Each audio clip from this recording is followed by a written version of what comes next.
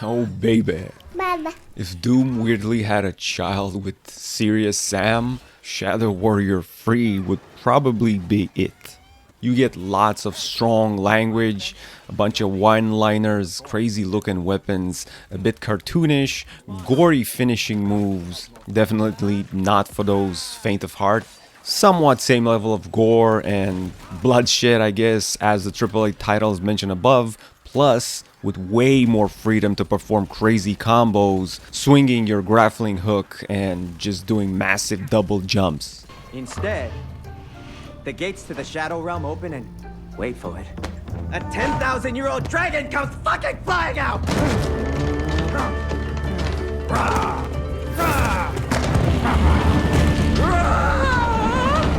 In terms of story, Long Wang and his former employee turned sidekick for some reason, Orokizilla, embark on a mission to recapture an ancient dragon they unwillingly unleashed from its prison, kind of trying to undo the wrongs they did. Wang, your guy, basically the one you're playing with, is a Asian version of Ryan Reynolds. Deadpool style of banter and jokes. However, he will pull most of his one-liners during the first 2 hours of playthrough.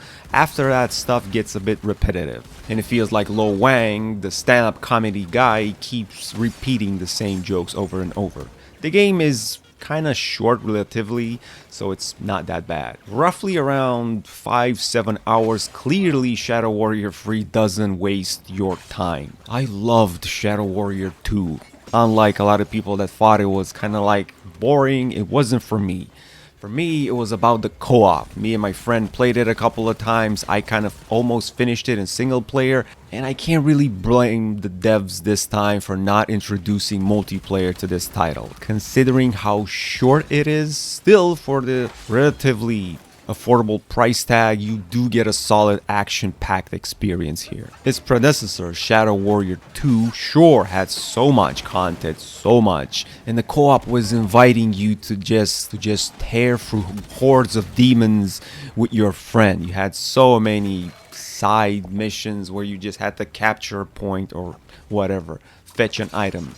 This time around, it's more like a long, lengthy action movie. Standing around, like I said, between 5 and 7 hours, there's not much time to get bored. It's just action.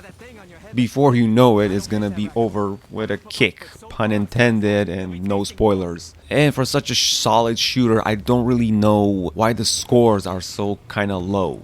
You get a couple of mediocre 7.1s on Metacritic and an IGN roughly at 5.2. Yeah, I understand. These people also mentioned that it is a bit difficult on a technical side. I felt that. Honestly, for me, it's around 8 out of 10. And yes, also for me, the biggest downside of this was the performance. I'm not complaining about how lengthy the game is or how much there is to do. I was kind of complaining about the performance.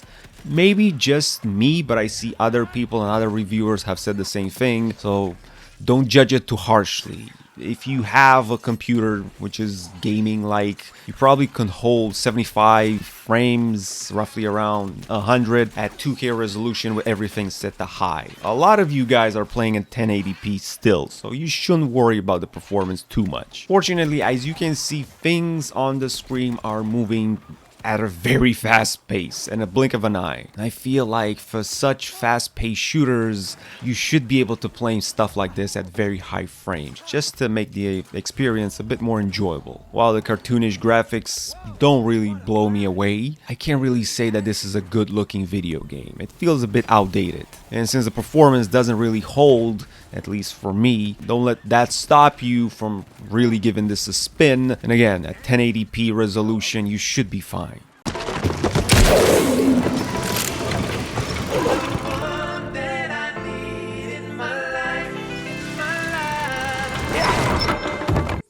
Just a quick brush off of some things you may be expecting, things that you will be getting with this package. There's minor skills that you get. This is far from an RPG style, but hey, you kind of see this in every single shooter out there.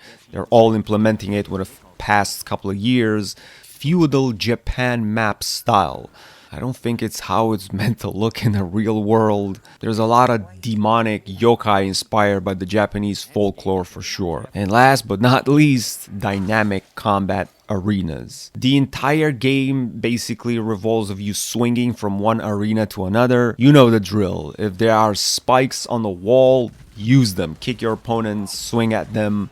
Same goes for saw chains and traps on the wall. Just get creative and have fun with it. Because at the end of the day, Shadow Warrior 3 feels like a desperate attempt not to let the franchise die. This was like, let's do it one more time so they won't forget about us type of video game. Or something that a small group of developers have worked on with a small budget. It took them a couple of years to come up with the third installment. It's probably not gonna impress a lot of you out there. And I kind of see why the mediocre scores, but I had fun with it. I really did. For me, it was a strong stress relief. Short as it was. Just empty your mind and shoot everything that you see on screen while going through the not so polished jokes the game constantly throws at you.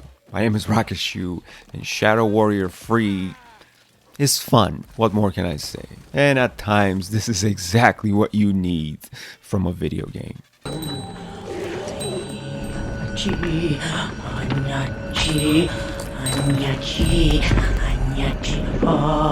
Motoko will consume the energy stored in Hoji's mask. If you want to be a hero, Lo Wang, you need to make sacrifices. Fuck you! I'm not gonna let you kill my friend. Lo Wang, wait!